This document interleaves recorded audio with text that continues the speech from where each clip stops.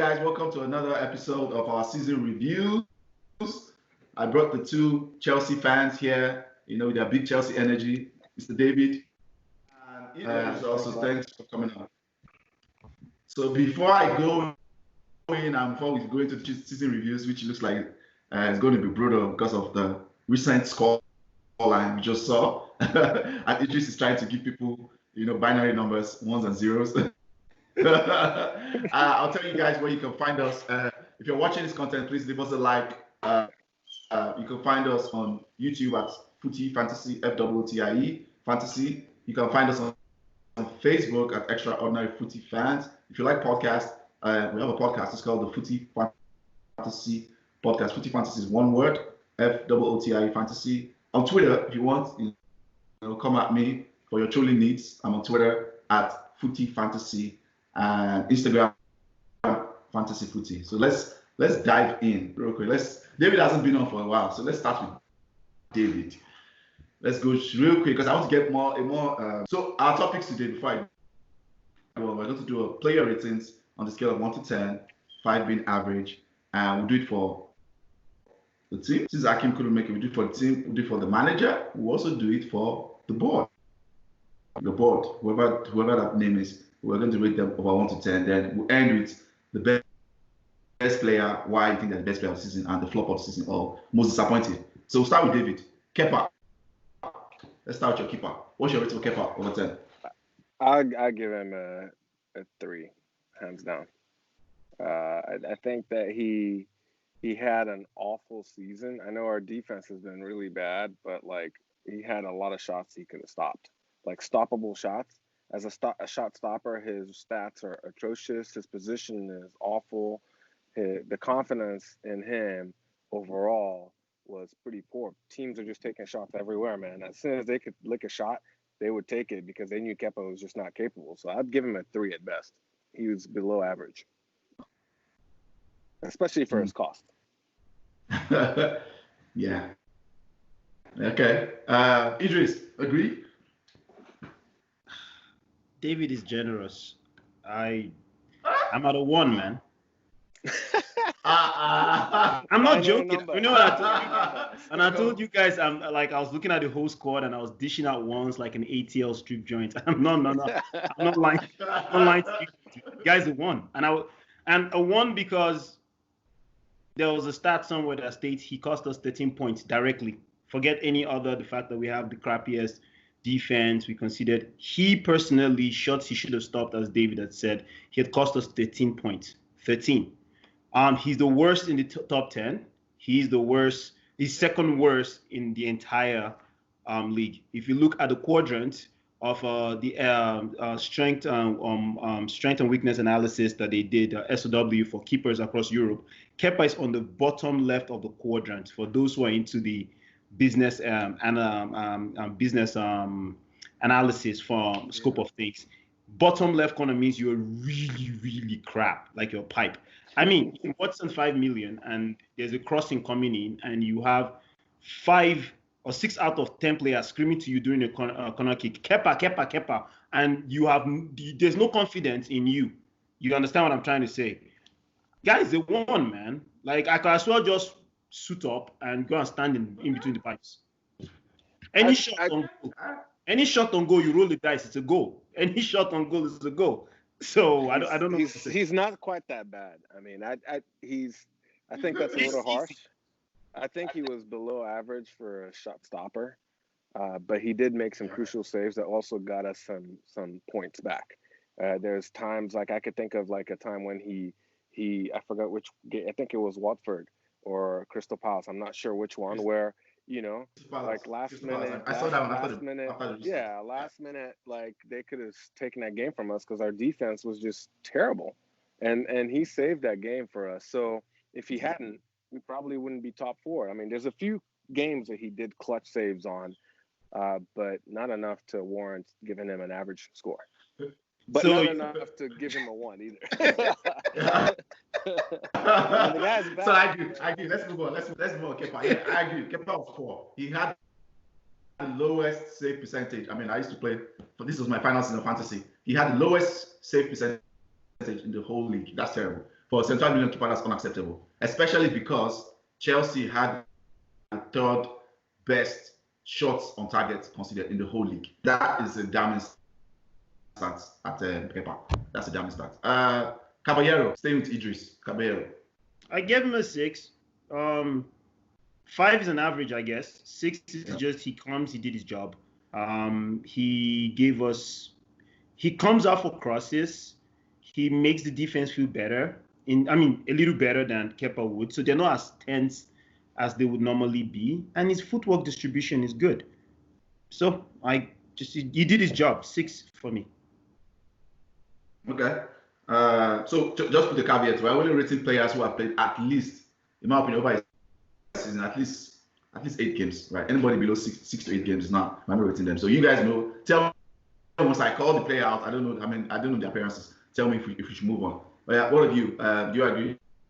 Caballero, David? Yeah, I gave him more than that. I gave him a 7. I thought he came in clutch because, at a time when our defense was atrocious and we were conceding goals left and right, barring this Bayern Munich game, he came in and he really, really stood his ground. I felt confident with him in there, Yep. His distribution of the ball is actually really good. That's the other thing that I really liked about him. Like he reads the game well, and he's fast, and he throws it or kicks it. Like, he did a really good job there. I think that he played a crucial role in our appearance in the FA Cup final.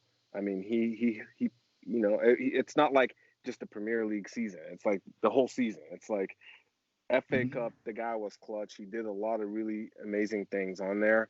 And so definitely a 7 for me, hands down. Every time he came in, I felt good. Even this Bayern Munich game he came in, I felt good. I know we conceded a whole bunch of goals, but I mean, a goalie can only do so much when your defense is just, spreading yash, for lack of a better word.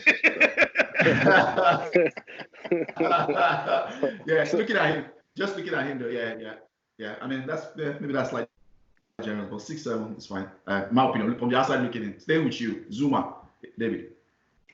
Zuma is a 5 at best. I would throw him a 4. Is his actually? I changed it. He's a 4 at best. Zuma, his positioning is terrible. Every time a cross has come in between him and I could never figure out what it was in the past when it was happening earlier on with Azpilicueta being. I'm like, is it Azpilicueta trying to bounce out or whatever it is? Zuma's bad. His position is bad. He's clumsy looking on the ball. He bends over the ball and looks like he's gonna kick the freaking turf or the field when he's passing. His redeeming quality was his burst of pace before his injury years ago, where he could make up for mistakes. He doesn't have that as much anymore, and so I think Zuma was terrible. But he's not going to be the only one in this. Zuma was bad for me. Zuma does not belong in a top 4 club or Chelsea. Just a random question though. You guys, did he used to have that gait, or maybe it's in my head? I felt like before the injury, Zuma used to do that crouching thing that he does. I agree with you. I see him do it. I'm like, what are you doing? I don't remember him always doing that thing. I feel like after that injury is when he started, or maybe it's in my head. I don't know. I remember him before that. He didn't crouch like that. I'm not saying he was a better player, but I'm just saying this crouching thing that he does when he wants to play the ball, like he's doing as he wants to carry. He wants to carry the ball. It's like yeah. I'm like, what are you doing?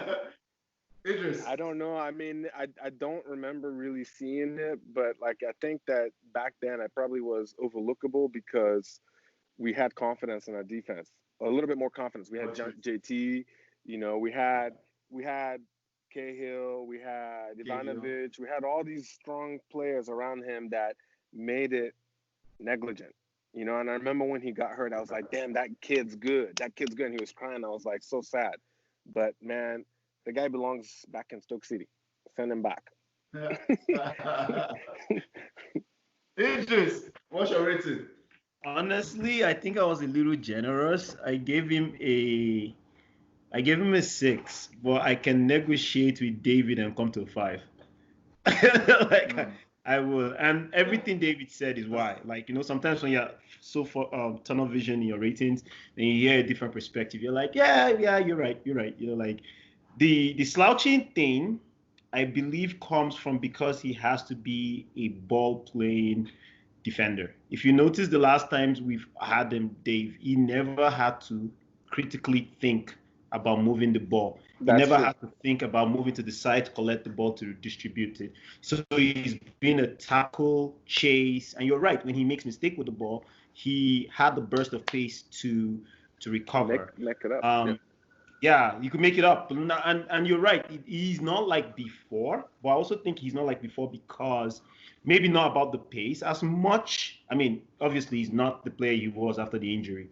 But I think it's the fact that football has changed so much since the last 2 years that his positioning, as you mentioned, which is already a problem, is extremely key to how he receives the ball and how he distributes the ball. So if he's already flat-footed, or showing the attacker the forward the wrong side of him, or he is not ready to collect and transition as soon as possible, he's already a short one. He's already putting himself at a disadvantage to contribute to play. So, but when I look at the tackles, the covering he's done for Rudiger, the covering he's done for Christensen, he was really pipe first 5 games.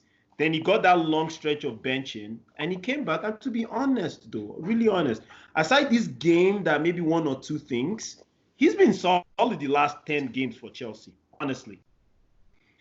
The best in the world. He's changing back to 6. He's changing back to 6. Is this changing back to 6? No, I still have 5. Okay. I'm just okay, moving on. Let's move on. Yeah, I'm just rationalizing why I haven't given him below 5. Okay, let's move on. Rudiger. Staying with you, Idris. Me. I revised it. That's why I called 4. Okay. I thought you were even going to be nasty. Okay, give Rudiger a 4. Okay. If you play today, man, I've gotten a 3 or 2, but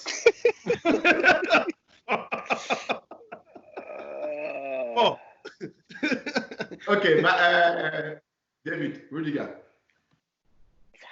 So I think Rudiger is I would have given him a 4. I'd give him a 5, and the only reason why I give him a 5 is because he's defending is average at best, but his leadership on the field, you can tell Chelsea doesn't have that voice. We've lost a lot of that leadership quality in the team. And what I like about Rudiger a lot is that you see him yelling and talking or pointing things out. I mean, he sucks right now, but he has the ability. I think if you build a decent enough defense around him, he has the ability to do the needful. And so for me, we've lost JT, we've lost Cahill. Those guys were goal-scoring center backs. Every time we had a corner, you had somebody getting in on a cross and scoring. Rudiger's sort of like that. Like he's converted some chances, but not enough to replace that goal scoring that we've lost. So he stays average for me. But the reason why I wouldn't give him a 4 like you did is because that leadership that we need. I think there's something there that one thing I'll say about Rudiger. That I feel like as you compare to just last season, I think he has regrets because Rudiger used to want. If I remember defending Chelsea early in the season about their goals, that when Rudiger comes back, because I think it was kind of injured beginning of the season, if I remember right. He came back like at some point in the season. Maybe I was like, Rudiger comes back, but I think he has regrets. Players do that sometimes. Who knows? Moving on, staying with you, David. Let's go to Christensen.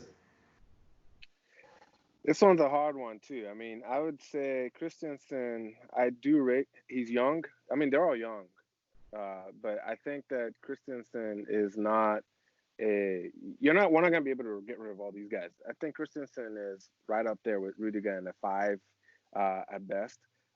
He has it. How you like when it plays like rated 80 with a potential of high 85 or whatever it is. I think that's the same thing with this guy. He has a lot of potential. I like his composure on the ball. His position is off. I don't know how much of his position, like literally, I don't know how much of our positioning problems are because both center backs and fullbacks are off in there whenever things are happening. But I think Christensen has chance to grow. And so for this season, I'll give him a 5. I don't think I can go higher than that. Okay. Idris, agree? Yeah, I agree. But I stuck with a 4. There's one. 4? There's Okay. I stuck with a 4. There was just 2 games I remembered Zuma coming from nowhere to save him, and 2 other games where because of him, his lack of tracking the guy behind him, and also just as David said, his position is whack, man. Like, when a person just they're not aware, and that's the entire of Chelsea's defense. They're very not aware of things going on around them. So because of that, I mean, it's a 4. He's played a lot more games and enough time to improve. So I mean, it's a 4, and he's a Chelsea academy. Yeah. Okay, let's stay with you. Tomorrow, Idris. Tomorrow, I'll give Tomorrow a 5 because of his injury. Honestly, I believe that kid could have made a 6 this season. All academy players for me make 5s. So you give Tomorrow a 5. Okay, Idris. David. David. Yeah, I think, oh man, Tomori. I love Tomori. Like every time, like he made mistakes, but I for every academy player that came on, I gave them a buffer because Chelsea doesn't ever give academy players a chance to make the first team like we had this season. And so with the atrociousness that was going, like all the experienced players that we're supposed to be leaning on, not doing the things that we necessarily expect, and just things being bad across the board, I have to say how much of that is because the whole defense was bad. Tomori's composure on the ball is phenomenal. His touch on the ball is phenomenal. His passing is phenomenal. His key responsibility is obviously defense, but that guy's pace, like I've seen him like track and stay on par with some of the faster defenders. He did a really good job. So for me, there's a lot of potential with Tomori. He's not ready, but for this season, I give him a 6. Okay. No, that's fine. I thought he started very well. I remember watching him like that. This kid is pretty solid. What about which other center back am I missing? Those are all your center backs, right? Yeah. Okay, so let's go to the wing then. Aspie, Dave. Let me just call him Dave, right? You guys call him Dave. Yeah. So David, rate. I mean, I love Dave. I mean, he says Aspilicueta has been our Mr. Consistent across every season. He's had his ups and downs. Everybody's gonna have them. I'd say this season was not as great, but he's had to contend with a lot of different things: age, those play styles, and then the team not covering. I mean, he did make a lot of mistakes, but still, I give him a 7. He's a solid. I mean, I think he did a really good job this season. So. Yeah, had to play both wings at some point. Yep. Idris. That's been fantastic. I give Aspley a 7, and my reason for giving Aspley a 7 is in the beginning of the season, we blamed him a lot, on certain mistakes. But then as the season progressed, we began to realize that like the defense as a whole was shaky. One, I guess they were adapting to the new style of play, but there was also lack of confidence on the goalie behind them. We didn't notice that till the season progressed. There was also something about the people playing in front of them that we will address later on that literally puts a lot of pressure on the defense. We will address the midfielders later on. So, but we asked, the reason I'm giving him a 7, and I mentioned the rest of his comrades at the back, is Aspley played everywhere he was asked to play. Center D, left wing, right wing, everything. And after 5 games, he was solid till he pulled his hammy in the FA Cup final. Game. Yeah, last game. We couldn't ask for more from our captain. He's vocal. He's tried. Honestly, he has tried. And he's 30. You understand? And the young guns around him are just not as good. As David said, he's giving academy players buffers because the mistakes the old guys are making are what we expect the young guys to be doing, not what those old guys are doing right now. And Aspley isn't making those mistakes. He's just old, but he's actually in contention of player of the season for us. Okay. Stay with you, Miss James. Idris. Academy player 6. He could improve. That sometimes he's just lost, but his crosses is going forward. He's standing his ground. I mean, his only experience is in Wigan, for God's sake, right? Like, and he's really, really done so. So a 6 for me, a solid 6 for me. Okay. Yeah, I agree. You agree, David? Yeah, I agree. 6 for sure. I think I would have given him a 7 this season because I think his impact up front has been a little bit better, like the crosses and his composure. But he's been a little bit too casual on the ball.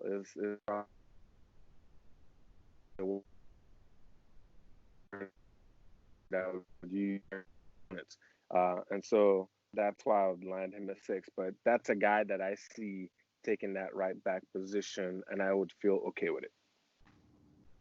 So I would love to see him next season. Yeah, I think he gets it. Yeah, I think he's your best crosser. That's the way I remember. He's the best crosser on the team, I think, for Chelsea. Yep. So they should practice his shooting. Yeah, that's true. Stay with you. Let's go to the left side. Marcos Alonso.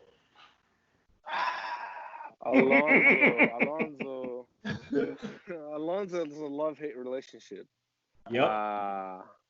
Alonso is a defender first, but I love him for his positivity up front, and and less so for his defending capability. I think when we've done the wing backs, when we deploy a wing back formation, he thrives a little better, and you can see that. But I think Alonso is still a 5. He's a wanted defender, and he's done a really good job this, but not enough for me to want him to be our left back. I think he needs to be on the not sold. There's qualities in an attacking minded defender like that we can use in certain games, but he's nothing more than an average player. Okay, Idris. What's your score for Alonso? I agree with David though, but I would say before I was just about that time we had the shutdown. If this was we were doing this, Alonso would have gotten a 2 from me. In fact, I would have been screaming to get him the heck out of our club. But again, we are learning. We'll get to the manager too down the line, right? We are learning a lot about these guys, and there's a reason Antonio Conte finished literally was he 6th or 10th with this same crop of players. Fifth, actually. Fifth, yeah. Fifth. And there's a reason with some of these guys in the team. Mourinho also finished 10th. There's a reason. There's this norm that we're beginning to see. It's the same guys. Alonso is one of the best wing backs in the world. Period. I'm not gonna debate that to anyone. He's that good wing back, and I had to accept that as the season progressed. We benched him for a long time. We played him in wing back to his strength, and he delivered. When we play teams like Bayern Munich or even United or games like with Man City where they stretch you to the wings, you don't want Alonso anywhere in the back four. Like you don't want that. Like he's a liability in that sense. But if you close up, if your team plays through the middle, you want Alonso in that game because Alonso gives you width. He's the extra man in the back three, which makes it a 5, and he does his work. So honestly, for me, I give him a 5. He does his work efficiently. I guess because of the way he started, it was really crap. But if you look at his contributions in goals and assists, solid 5. He could do better. Okay. I'm surprised knowing your love with your relationship with Alonso. I'm surprised giving him a 5. So stay with Emerson. Before this game, I don't give Emerson 5. After this game, you shouldn't change because of one game. You shouldn't change. No. Some things they're already there. It's like it's like a Google rating. You're like, okay, they annoyed me, but it's still a business. But you really see something when your friend ate a food and it broke his tooth. You be like, I knew it. I should have given him a 3. So that was how I felt. Yes, that's how I felt with Emerson. Give us the rating. Emerson is a 4. Give us the rating. He's a 4. He's a 4. I mean, I could give him Okay. It's a 4. I agree. He's a 4. Wholeheartedly. Sorry, I think, David. yeah, I think Emerson is absolutely a 4. I think that he does show sparks of flair, but not enough. Like, you know what I mean? Like he's a little bit more dynamic when he's on the ball. Like, you know, like Alonso, when Alonso has the ball, Alonso just does this. He shifts his waist, like, you know what I mean? Like, he needs it on his left foot, and Emerson provides me a little bit more. Bro, it pisses me off. I'm like, just use your right foot. You're paid a lot of money. You know what I mean? But Emerson has that flair. It's just not consistent, and it doesn't provide end result. There were games where he showed that flair, and it led to like, wow, this guy, if this guy could play at this level, it'll be good. But he's below average most times. Like, he's non-existent in the game. He has no impact in the game. He just shows up randomly, and so for me, he's not a Chelsea player. No, not a Chelsea player. I agree with David. I mean, I'd message you, David, before this game, like, oh, Alonso is showing me something. And in 2 minutes later, he reminded us of, no, I was mistaken. I was like, the last 2 goals were his guys. I call that basic mayonnaise. You know, like you said, it's just basic.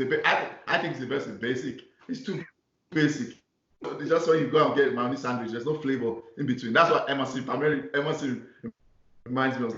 What kind of sandwich is this? I know there's no ketchup. There's nothing in there. Where's the flavor? No cheese, no butter, nothing. There's no cheese, nothing. Like, it's not even a gege bread. It's not a gege bread. It's like dry bread. The guy needs. I think we'll call it like. Yeah, you know, like we need. Defense, right? I'm sorry. No, go ahead. Finish your thoughts. I think that, you know, like a lot of the big issues for Chelsea is the ability of the fullbacks to A, defend properly, and B, to make an attack and impact, whether it's getting the ball into the box or having enough of a attacking intelligence to make the right moves in there where they're a threat. And the reality is a lot of our fullbacks, you know, regardless of what formation we're playing, if we're playing wing backs or fullbacks, or they don't have that threat. Chelsea doesn't really have a threat from there. So if you can just isolate those guys, your threat is condensed into the wingers and the people up front. And we haven't reached that midfield yet, because that's a whole different conversation altogether. So for me, I think there's an element of basicness that you just said that exists, and it permeates its way severely. If we're trying to be a club that plays out the back, the people that we have in the center back roles, all the way to like Zuma freaking crouching to these guys that are on the wing, there's a massive problem, right? If you press Chelsea, these guys don't know how to get out of that situation. It's hard for them to get out of that situation. And so there's a fundamental issue there. So I know we've pretty much just talked about our defense, but for me, Chelsea Football Club, if we kept the forward players that we have today and we swapped out our Hakim Ziyech, not get Timo Werner, not get any of those things, if we created threat and defense from the fullback position and the ability to control the ball like a Tomori on the center back, we would be in a much better state. Yep, I agreed. 100. Okay. Now that I talk about me, staying with you, we've covered all of defense, right? Did I miss anybody? Yes. Yeah, we have. Okay. Go to midfield now. N'Golo Kante. David, stay with you. I mean, I think N'Golo Kante, you know, he had a good season. He's above average. I rate him higher than Jorginho for different reasons, because I don't have confidence in my defense, and I know N'Golo Kante will help relieve that pressure. And he's a box-to-box player. So he has the energy. So for me, this was not one of his best seasons, but neither was it for Chelsea. So I would give him a 7. Okay. Idris. Agreed 100%. The only part that disagrees, he mentioned Jorginho and Kante in the same sentence. We should not be having that happen. Okay, since you have brought Jorginho Idris, rate Jorginho for us, please. Oh. Like I don't mean to be dramatic. That's the position I played. That's the position I played in college. That's the position I won a scholarship on. That's the position I won a provincial medal on. So I'm not trying to flex. Jorginho offers nothing. If I played beside him and I had to press, I had to win the ball, I had to distribute, I will ask my coach, why is he starting? Do you understand where I got to get something off him. He wins more tackles that I can feed off to free myself, or he creates more assists. So don't worry, I'll do the grunt work. He offers nothing, bro. I don't care. He offers nothing. Sorry. And in Chelsea, right? In Chelsea, he offers nothing. He offers nothing in Chelsea. He offers nothing. So, even you. Bro, and the fact that he's an assistant captain, four, because he had some nice games with Kovacic, and he had those nice games against very crappy teams. Very crappy teams. I have a newfound respect of you, man. I thought you were going to say something ridiculous. I have a newfound. You're not a biased person. I thought you were going to say something totally ridiculous. Yeah, like minus one. That's what I thought I was going to say. That's like what? Like Jorginho reminds me of Canada winter. For someone, because it doesn't link. David, if someone offers not even 4, I'm like, wow, that doesn't add up. Okay, David, give us your rating. So Jorginho, yeah, I mean, no. Jorginho is, I was really upset today when Sarri got fired because I was really hoping that Sarri will come and carry him and go. I think Jorginho. I thought you were going to say something respectful. No, Sarri gave us Europa Cup. Sarri gave us third position. I feel for Sarri. I thought you were going to say something very. Like I watch his clips where he does the blind passes and somebody catches it. And I'm like, okay, that's cool. But and then he even tried to do it some extra time. I started realizing the guy's just like close your eyes and pray that somebody gets to it type of thing. Like I'm like, bro, you know what I mean? Like you're the registrar. Like look up, man. Look up.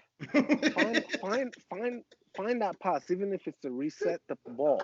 Like when I think of like how Mikel used to play, like Mikel was the moment the ball comes to Mikel, it didn't matter if like 5 million people were pressing and the game was so fast. Also, Mikel gets the ball, it just slows. It just pauses the game, and then he calms it down, and then he's just like, okay, I've got the ball. What's my choice, right? Yeah. Mikel was not an extraordinary player beyond, like, I wouldn't say Mikel's like godsend or anything, but his ability to just control the pace, the tempo of the game was phenomenal. So to me, Jorginho is a 2. Overhyped trash, man. That guy doesn't belong here. Overhyped. He needs to. He said 2. No, you know what? You see, I was even trying to respect 3. You know what? I would drop it. I drop it to a 3. I drop it to a 3 because he's the assistant captain. He's the assistant captain. Bro, come on. Get what ball? There was one ball, like it was not even like bouncing or anything like that. Like it just came in front of him on our game against Arsenal, and the guy just skied it. And then he started complaining like, "Oh, what?" I'm like, everybody at this level, nobody's attacking you, no pressure. The ball was Barkley let it run on, which was a smart thing to do. Jorginho went under the ball. I'm like, how? Like how? How do you go under the ball? Something everybody knows, right? So anyway, not enough, man. Not enough. He was awful. He didn't make an impact. The second season, he did not help us get to where we. I have a hard time picturing what he's done. His composure and penalties are just good, but that's about it. He's a 2, man. He needs to go away. Okay. Kovacic, stay with you, David. Okay, so I know for a fact Idris and I would disagree here. I think Kovacic is a 6. I may have rated him higher. He does have a decent work rate. He does make some mistakes. He's a direct player, which I like. I like when he switches it on and he starts dancing around players. Like it's almost like he's fluid. You know what I mean? And he just moves the ball, close touch control. And to me, those are the kind of players that provide Chelsea the opportunity to make magic happen in games where teams are just locking us out. So he has quality to be a Chelsea player. He has like a lot of quality to make an impact in that midfield. Is he perfect? No, nobody in the team is perfect right now, but for sure, 6 this season. I think he has a higher potential. Okay. Idris, Kovacic. Yeah, I agree with Dave. Like we disagree on this one, but not by much. We don't disagree by much. He has great energy. He drives forward, but sometimes I feel like he's hanging on the ball is just aimless. Just keep going in circles. It's irritating. Drawbacks for me against the position I played. Maybe I'm biased. He wins tackles. He goes for it. I respect him for that. But his transition in defense is really whack. That's 1. 2, he does not drive into the box. 3, he barely takes shots on goal.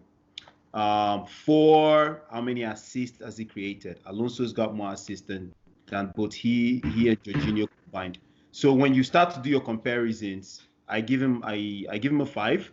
Because like he gives us outlets, he could be utilized in different ways in the team, but there's so much to desire about like going forward. Like again, we're talking at the standard of Chelsea, standard of top 4. There's a reason why he couldn't bench Toni Kroos. There's a reason why he couldn't bench old man Modric at 35. There's a reason why Asensio came in before him, and that's why he got shipped out to Chelsea just like Morata.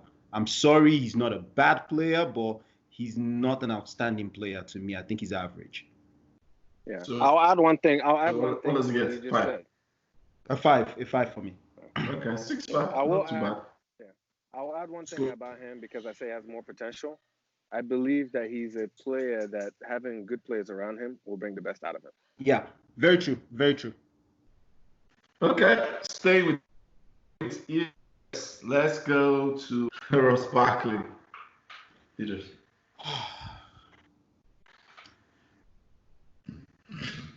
Ross, next Rooney. Yeah, I will just take what David said during the game. Ross is there to fill in English quota. Simple. He offers us. He's supposed to be good going forward. We've seen what he can do, but forgive me, like typical overhyped English player, he's quite clueless in certain things. Release the ball to the wide, get in there. He just his head is just down. He goes haphazard in tackles, and he contributes significantly. He and Jorginho, and forgive me for also roping Kovacic in, but a little bit of Kovacic. The fact they cannot win the battles in the midfield, you will now see an erratic left back, an erratic center back, and which translates to goals to the goalkeeper. Because if you're a defender who is not sure of the people in front of you, and you're not sure of your goalie, you're going to be pulled everywhere. You know what I mean? Like, so as much as I think Zuma and Rudiger are suspicious, and Christensen, the guys in the front who are supposed to press high or win the battle in front, they've given nothing to be inspired about, like honestly. And Barkley's one of those. I give Barkley a 4. I honestly, I wish he would be one of those guys as an add-on for a sale. He offers us nothing. Okay. David. Yeah, I think he's just an average player. I think he's a good substitute to have on the bench. And he does help Chelsea with but that's about all he is. I do like that's about all I give him, but he's average. I mean, he's not a terrible player, but he's not a good player. He's a terrible player, but he's a good player. That's collecting 100 per week. God. Let's go to Mason Mount. Staying with you, David. Oh man, I love this guy, man. I love Mason Mount. I give to youth players because I give them the opportunity to make mistakes and learn from those mistakes. This guy has given nothing but passion. He's made some poor choices. in games, like for instance, one of the game against Arsenal, where he could have threaded Giroud in, but he shot on target. It was a nice curling shot, and it got saved by Martinez. Little things like that where he's done other things. But then you offset that by his hustling to get the ball back, his pressing. He reads the game well and knows how to press with his teammates and bounce back. His finishing ability. Hands down, I give him an 8. I think that Mason Mount gets an 8 from me this season. He's one of my standout youth players because he reminds me a lot of Lampard. And it's not like he's overly technical or like, you know what I mean? He's just a 101 type of player. Like he's not an extravagant player. He doesn't have flair. He doesn't have dribbling skills. He's just that addition that you need, that passion and energy that you need in between to offset the other players that are really technical and good. So. Okay. Idris. 100% agree with David. I wouldn't even add any salt, Jara, whatever. I'll go with it. It's almost 8. Yeah. I actually have 8. Add him on 8. If you could clone Mason Mount to substitute Barkley and Jorginho, I think would be good. Okay. He says reminds of Lampard. I think it reminds me of Jesse Lingard. No. When Jesse Lingard was in his patch, when Jesse Lingard had that patch. No. Never close. Stop it. Lingard, that's what you're saying.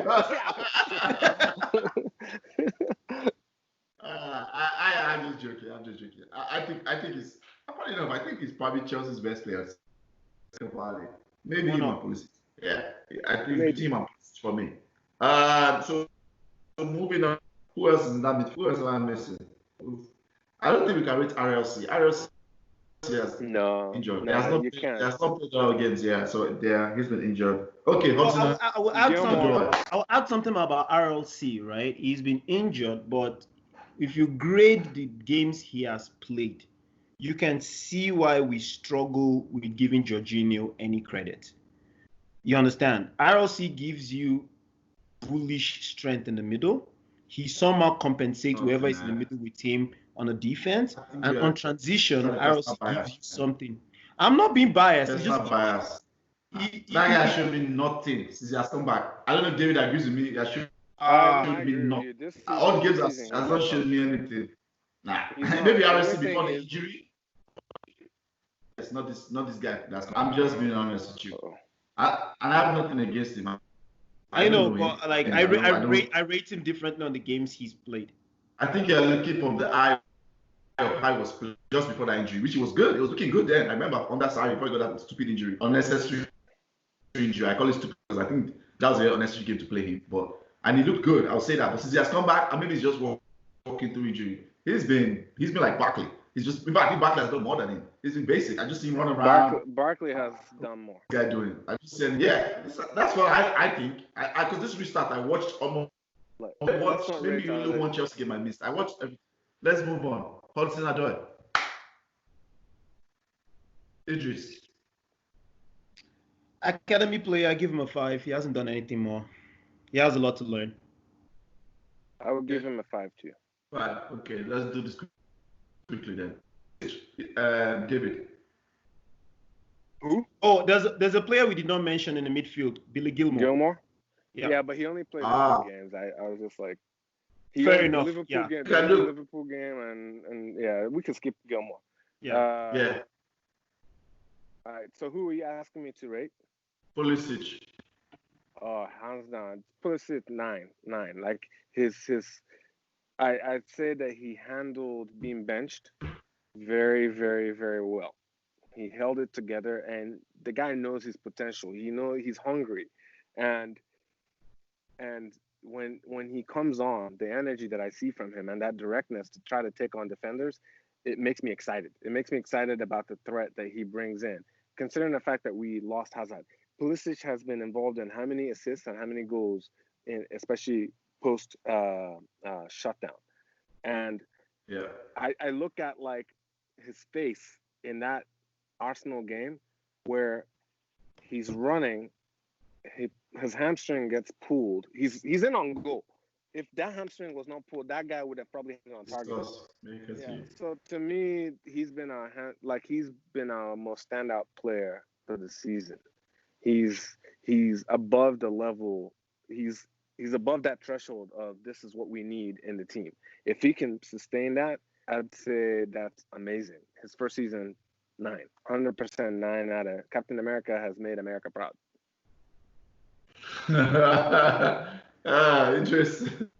I'll go with a 9 with everything. Same thing David has said, and for all the same reasons. I still think there's a lot about his game. When you give Pulisic the ball on the final third, or at least from the midfield up, he's devastating. If he has to do a build-up play from the back, he's very suspect. But again, he handled being benched well. Sky's the limit for the guy. 9. Cold. Pulisic is cold. I never knew he was this good until I didn't watch him a lot. I remember watching the hat-trick game because that's when I was in Fan Fest. I saw him. I was like, wow, he's good. He's really. I rate him. I think he's player of the season. I think without Pulisic, you guys will make up for the season for sure, 100%. Fair enough. Yes.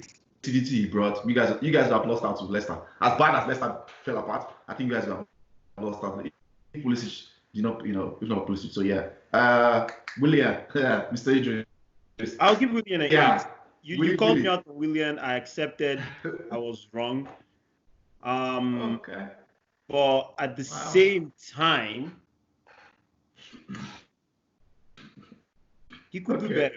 Well, I'll give him an 8. He could do better. He was the leader of the team. He carried us well. But if you've had Willian on your team for about 6 years, like Chelsea we have had, we know Willie was playing for contracts. I don't care. I think the guy was blowing us hot smoke, man. But he's a good 8 this season. David, quick. I'm trying to speed it up now. I'll give him an 8. I think his defensive work rate served to prevent a lot of goals. Chelsea would have conceded way more. So 8. Oh. Okay. So I think that's all for midfield and wing play. Pedro did Pedro really play? Okay, Pedro played for some games, but it was kind of anonymous. 6. He was okay, 6. I agree. Okay. Let's go to strikers now. I think we've done all of them now. So strikers, Tammy, Abraham, David. Tammy, I will give Tammy a 7. I think Tammy did a really good job stepping into that role. He scored a lot more goals than I anticipated he would score. I think that there's a lot of growth. Yeah, I think that there's a lot of opportunity for growth. His positioning, offsides, he's lazy on track and back. His hold-up play he needs to learn from Giroud. Maybe it's just Giroud is a stronger person. But Tammy can finish. You know what I mean? I need a striker that can finish, and I know Tammy can finish. If you give Tammy the ball in front of the goal, his chances of finishing are high. And so because of that, I say he's had a wonderful first season, and he needs to stay at Chelsea. Okay. Idris. I agree. I scored him a little less. I think 6 before, but yeah, 6.5, 6. 6.5, I'm comfortable with 6 to 7, honestly. We did not expect him to get 15 goals, right? I think his total of the season is about 18, 19. So, yeah, I'll give him a 6. He needs to work on his hold-up play. That's the okay. Giroud, Idris. Giroud, solid 8. And the reason I pick him for 8 is he was benched throughout. And I knew why he was benched, in the sense that the first beginning of the season, let's be honest, high tempo press, consistent mobility. It didn't really show us that. He's good, but we didn't really see that in the beginning of the season, right? Then there was all that thing about his contract ending middle of the season or something. We had to renew it. So with Lampard, it was kind of like his hands were tied. It's kind of like, I got Mishi and Tammy, they're the future, so I just got to use what I got to use, and he went with it. I don't think there was any bad blood or anything, and he handled it well, and he's such a leader. And when he came back, when we all agreed Mishi was a pipe, I mean, time he played with injuries, literally, that's part of why he struggled in form. He played with injuries for a long time. And Giroud came in, gave us some outlets. It made it easy for anybody playing around him. Even our wide players changed the way they played. They never stayed too wide. They stayed close to Giroud. I think Lampard made that very clear to them. They have to be close to Giroud. They can't stay too wide away from him. And we saw the difference in the way we played. So I give Giroud 8, honestly, like remarkable player. David? Hands on, I agree. I think Giroud, I was toying between a 9 and an 8. I'd give Giroud a 9, just because I think that his impact to Chelsea's season was phenomenal. His hold up play, his composure up front, stepping in when he did. Giroud is an underappreciated and underrated striker. Very. He plays with his back to goal. His link up play is phenomenal. He was doing it with Hazard towards the end, and I was like, oh man, this is gonna be great. And then he started doing it with Pulisic, and even with RLC. RLC has that close touch and that link up play. I love Giroud. I love Giroud. Giroud is an impact sub. Giroud is a Chelsea player. I hope he stays. I give him a 9 this season. I hope he stays. Actually, with Giroud, you know what you're gonna get. And there's games that need Giroud, and there's games that need a striker like Tammy, yeah. So okay. Mishi Bashwai. That not be player. No rating. He didn't play.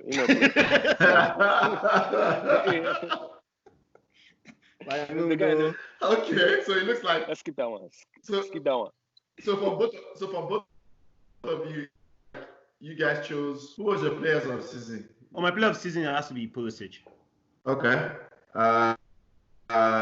David. The same for me. Most disappointed. Simple. Who? I said simple. I kept now. Who else I want pick?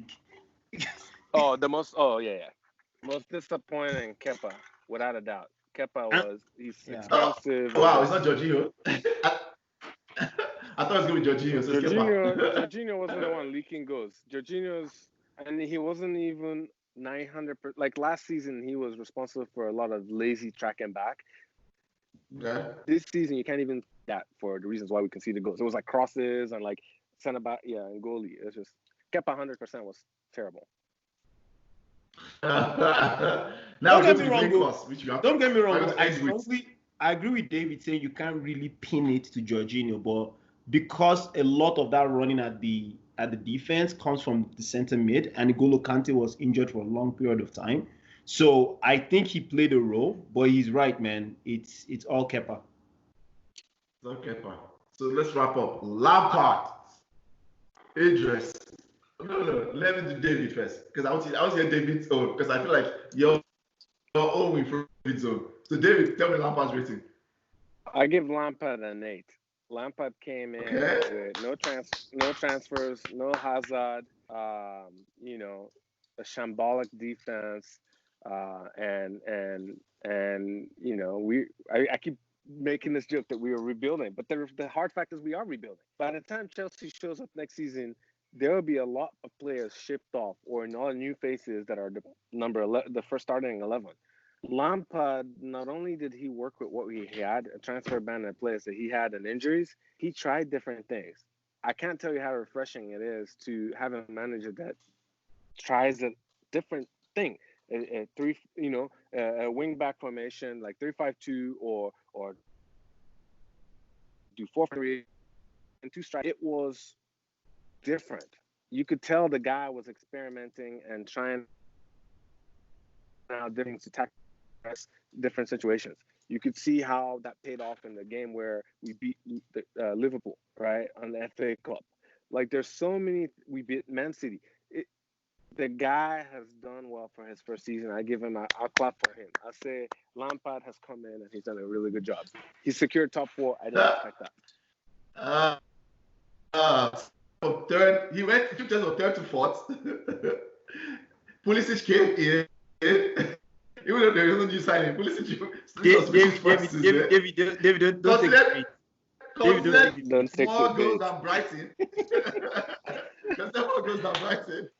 That's not his fault. Dominic, That's not his fault. He can't play. Dominic.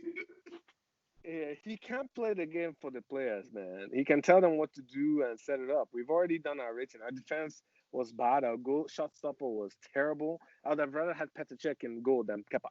You know I swear to God, I agree with you. So like when the technical director is better than the goalie, there's a problem. Yeah. So to me, Lampard was phenomenal. I think Lampard. There's a reason why Chelsea finished where they finished. He did some things right. And we have to give him credit where it's due. If he had Hazard in that team, if he had the ability to go in the transfer market, maybe he would have made the right choices, maybe not. But he had to work with what he had, and he did a good job. Who knows? Pulisic was not tested, by the way. And Pulisic was benched most of the season. Yep. So maybe you could call that a wrong choice. Maybe you could call it a man management technique where he was trying to make sure Pulisic doesn't get over his head, in terms of feeling like he's the next best thing to slice bread. So to me, I mean, I want to hear what Idris has to say, but to me, Lampard just he killed it. 66 points, just 66 points last season. Talk. I'm not listening. I'm not listening. I like us, my guys allowing you to do your thing. Not by it. 6 points, that's sorry. He's not. We are not collecting your beat. Way more goals. We are not taking your beat. Okay.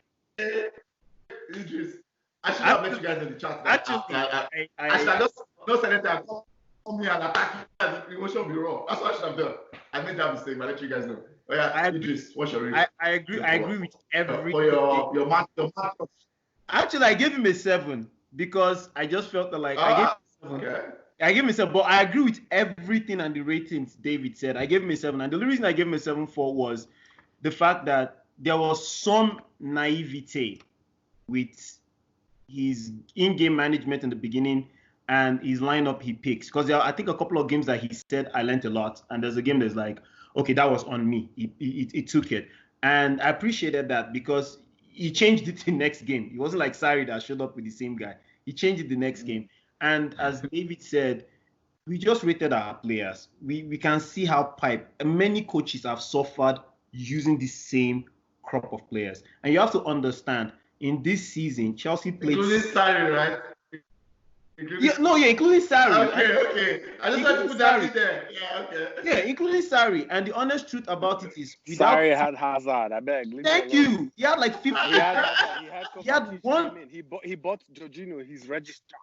He's registered. He brought Jorginho in and would not change formation or change position. Did he win the trophy or not? What's the difference? What's the difference between Lampard and did he win the trophy or not? But wait, what's the difference between what he did in Chelsea and what he did in Juventus? You know, I called it that he was going to get fired in Juventus. I called it. He was going to get fired. The other managers lasted 2-3 years, Conte and Allegri. But this guy got fired. In fact, there was rumors he was going to get fired 2 months ago. If this guy manages your team, you would actually begin... Let's not be sorry. Yeah. But honestly, for Lampard... It's because of him. I want to save his time. So I want to say podcast time also. Yeah. For Lampard, Lampard, he has some naivetes, which, to be very honest, you expect from a very young manager. Number 2, you have to also understand this position was not attractive to any manager. I mean, David, remember we had this conversation before the season started, right? We were only banking on the fact that we had all these kids and all these loan players, like he and Jody Morris and Joe Edwards, who were in the academy with them.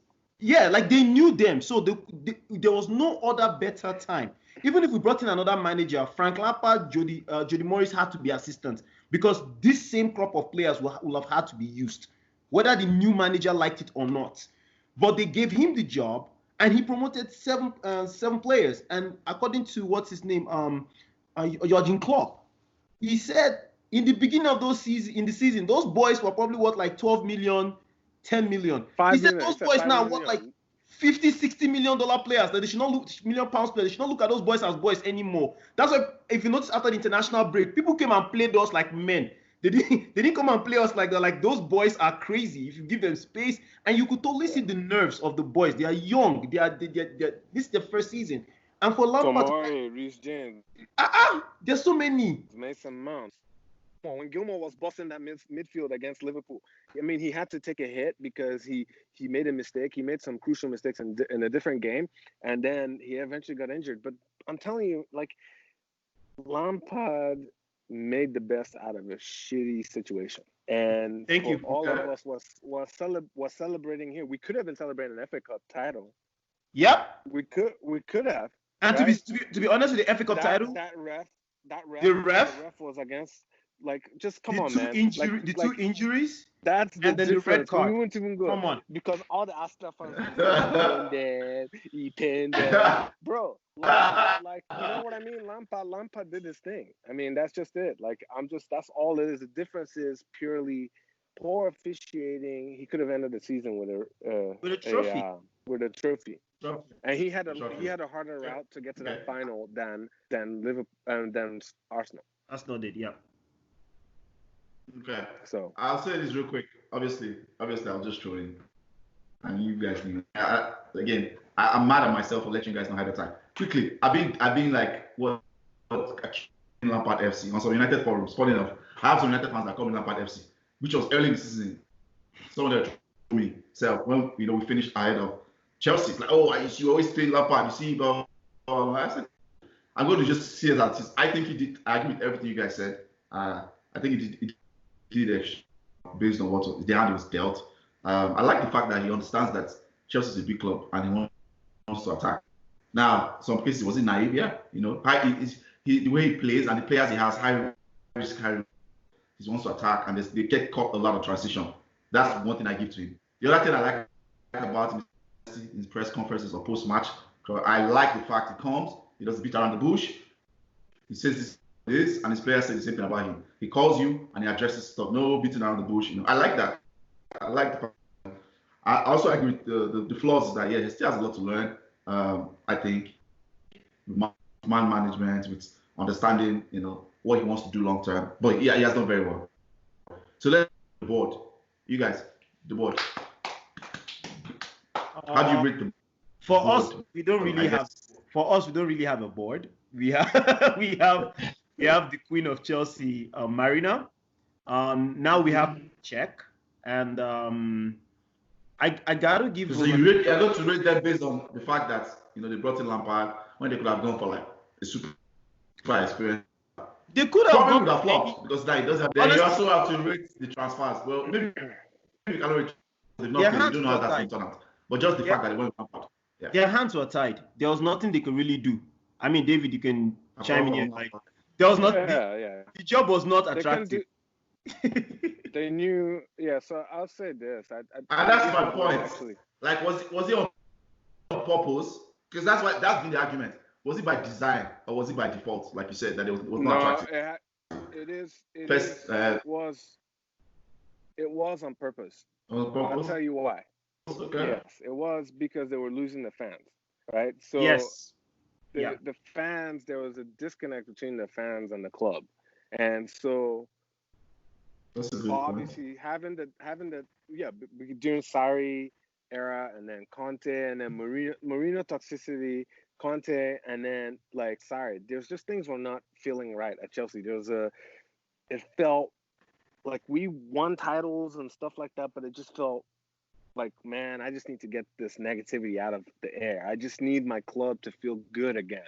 And Lampard brought that, and that was a genius stroke to say, let's place our bet on this guy. He has nothing to lose. If he makes anything above relegation, it's a success because we had a transfer ban and people will accept it. All right. No, so there's an element of genius there where it's like, okay, we're gonna get the fans back on our side and we're gonna get them what they need. They also made a move to get Pulisic ahead of time in the January transfer window, which Chelsea doesn't typically do big money moves like that on a winter window. But they anticipated the ban. They knew the ban was coming, so they did what they had to do. They sold Hazard for a pretty penny with 1 year contract left, and Hazard is pretty much paying dividends right now because of A, they won the La Liga.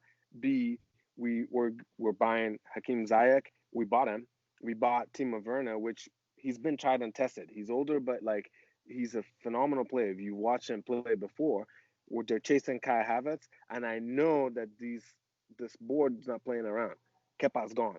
Kepa is gone. Oh, apparently, according to Fabrizio Romano, it's not if they would loan him out. They are taking the L on Kepa between Peter Cech, Frank Lampard, and Marina. There's an agreement he has to go. So Kepa is gone. Decisiveness and making it right. Chelsea's not a small club. You know what I mean? Like, we're not Arsenal. We don't try to, I'm not trying to throw a jab, but like that. No, I'm not trying it. There's a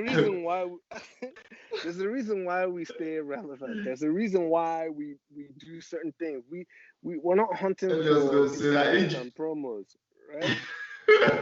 EJ, you have to put this in there. I want this fire to be there because I need to stoke the fire.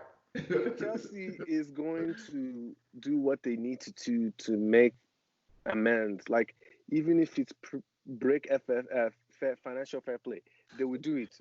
Yeah. All right, I'm serious. I'm not joking. They will do it. If it means sell Zuma, sell all these guys, offload them, and throw more money, they'll do whatever they need to do at this point in time because the game has been changed. Liverpool and Man City are at a different level. Yeah. Completely different level. Yeah. You know, at some points now to win the title. Right. So now, if you're not doing anything that brings your team up to that level, you're not even contending for the title. You're just participating, contending for top four. Which, I mean, top four is good, it gives you money, but if that's all your aspirations are, then you're a little club. You know what I mean? Then you're a small ass club, and that's not what Chelsea is. Your players take time. I have to add something. I have to add something to what David said, and it's the ruthlessness. If you notice, even when the ban was lifted, the old Chelsea in the past. I didn't get your number. Sorry, what's your number for rating number 10, David? Sorry to cut you off, Idris. Oh, sorry. For the board. Yeah, over 10. I give the board an 8. Okay. Idris. I'll give the board an 8. I'll give the board an 8, and I agree with everything David had said too in terms of decisiveness, anticipating the ban, and making sure at least, okay, even if Sarri had to go, also doing the genius masterstroke of going for Lampard instead of a John Terry, or, collecting another manager, paying them a lot of money. Then also the fact that they stalled in purchasing players in January. That was unique. Because everybody in Chelsea was panicking. Oh, they're not going to back Lampard. They're not going to back Lampard. They're not going to back Lampard. And then we hear Lampard come out and saying, no, if we don't purchase in this window, we'll purchase down the window. And Giroud comes back into the fray of things. Giroud apparently had a club to go. Like, there was an agreement with another club that Giroud was going. But then Lampard made this decision, he will go only if we have a replacement. If you remember, there were so many players that were supposed to leave. Only if we have a replacement. Even Willian at one point in time. Only if we have and it's because he was going to go to he was going to go to Spurs, by the way. Spurs. So you have to understand that, like, the fact that they're working with Lampard, the fact that the kind of signings we are making are typical Lampard-esque kind of signings. They're not bringing in a Zabacosta or Bakayoko like we've done before. It's amazing. It's honestly, the board is doing what they have to do. I just hope they back Lampard like Liverpool backed Jurgen Klopp. We will dominate for the next 10 years. Okay, now you're saying things that you're going too far now. Say dominate. We have the talent. We have the talent. All the good things you're saying, dominate. Sure, actually dominate. I'll just say, yeah, for sure. No. I mean, I'm kind of jealous. I think I've always said it. It's pretty much the KPMG of, just like the KPMG of football when it comes to, like, they're ruthless. Consulting company, they don't care. Even Lampard, if they throw money at it, if Lampard doesn't work next season, Chelsea will find Lampard. Oh yeah, we know that. Twice, they will find him. Yeah, so that's what that's how ruthless Chelsea is. So they don't care. Because what we think about them, they usually find a way to get back to get what they want. We come to the end of the pod.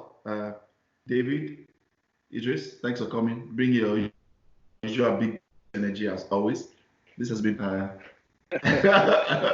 guys, thanks, leave us a like, follow. Yeah, follow us at the end.